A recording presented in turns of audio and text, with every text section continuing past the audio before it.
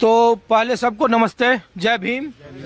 तो हम लोग सर ये पूछ रहे हैं कि आप, क्या नाम है सर आपका? दुर्गा प्रसाद। तो हम लोग ये पूछ रहे हैं सर कि इस बार का जो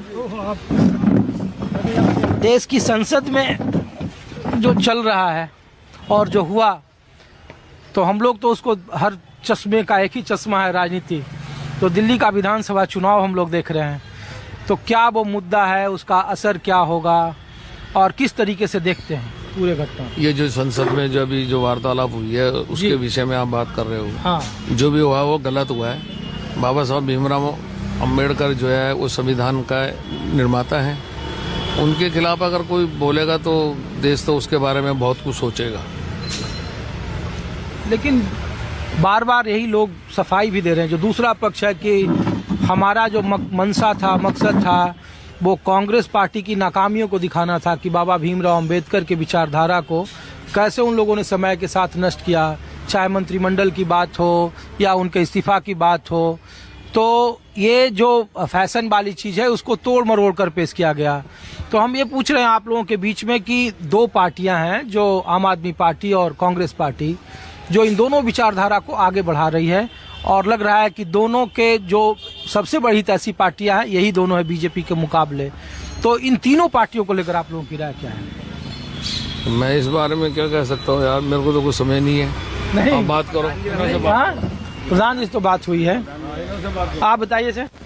हाँ, प्रधान जी बताएंगे। इसलिए मैंने कहा था ना कि जो ये बता दियो, थोड़ा ज्यादा नहीं बता पाएंगे, जो ये मैं बता दूंगा। आप कुर्सी ले लीजिए, जी आप बताइए, पूछिए।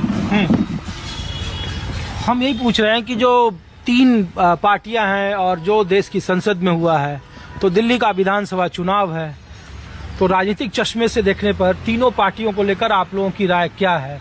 कांग्रेस पार्टी, आम आदमी पार्टी, दोनों बाबा साहब के विचारधारा को आगे बढ़ाने की होड़ में लगी हुई है। देखिए जी, अभी तो चुनाव की घोषणा हुई नहीं है, और दूसरा अरविंद केजरीवाल जी ने भी जो एनडीए के जो सहयोगी हैं चंद्रबाबू नायडू और नीतीश कुमार जी को भी एक पत्र लिखा है कि आपकी बाबा साहब के प्रति जो ये बोला गया है उसके प्रति आपकी क्या राय है।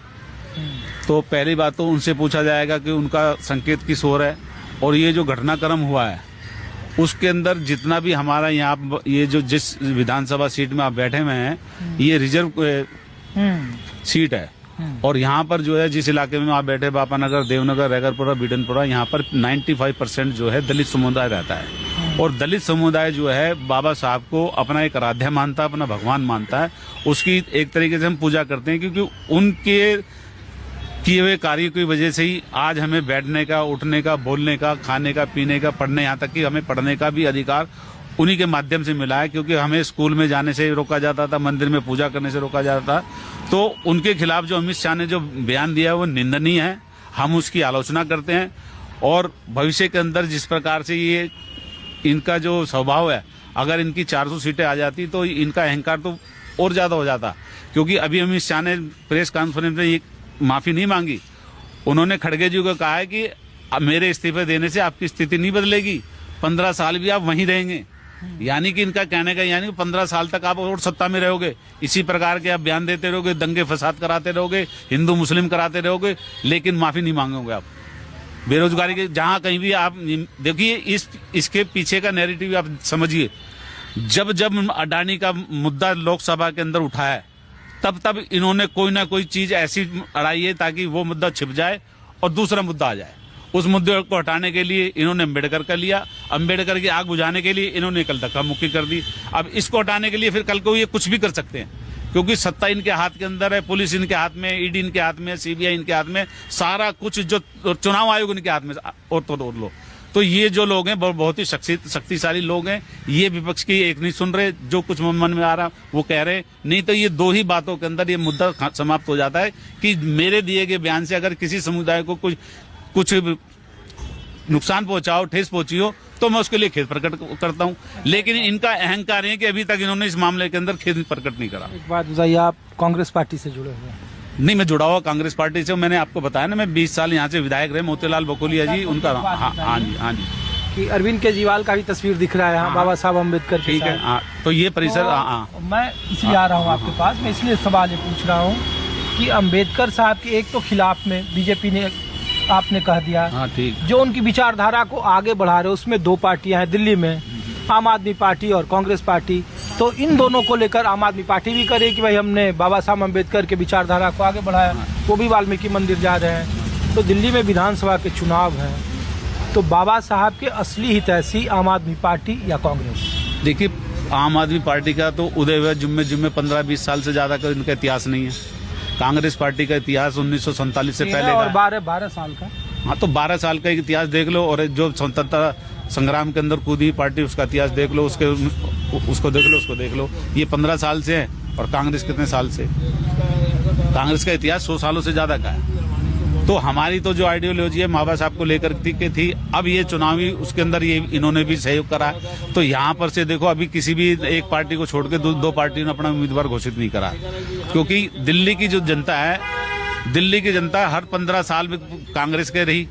शीला दीक्षित ने 1-2 बयान दिया, तो उसकी वजह से इनकी सरकार चली गई।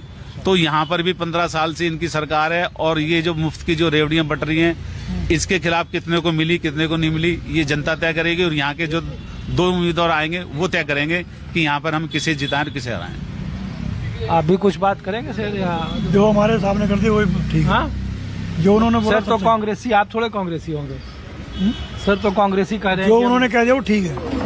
नहीं, हम तो पूछ रहे हैं कि लेकिन सर, मैं आपकी बात बता दूं, अगर मैं कांग्रेसी जरूर हूं, अगर कांग्रेस ने कहीं गलत करा था, वो कहते हैं 84 में ऐसे हुआ, 84 में ऐसे हुआ, बैग मिला। हाँ। अपराजिता सारंगी ने, बीजेपी ने प्रियंका गांधी को बैग दिया। तो हम लोग इसलिए कह रहे हैं कि दिल्ली के विधानसभा चुनाव की जो रणनीति है वो संसद के शीतकालीन सत्र से शुरू हो गई। हाँ, तो मैंने कहा ना, मैं कांग्रेस जरूर। अगर 1984 के अंदर इंदिरा जी की हत्या हुई, हत्या के बाद जो दंगे भड़के, हम उसकी भी निंदा करते हैं, गलत हुआ काम। अगर कोई कांग्रेसी गलत करता है, अब इन्होंने राहुल गांधी पे केस थोपे, सोनिया गांधी पे केस थोपे, ईडी सीबीआई सब कुछ तुम्हारे पास है, तो आप आज तक आपने उनको अंदर क्यों नहीं करा? जेल में डालना चाहिए था। ठीक है, आप लोग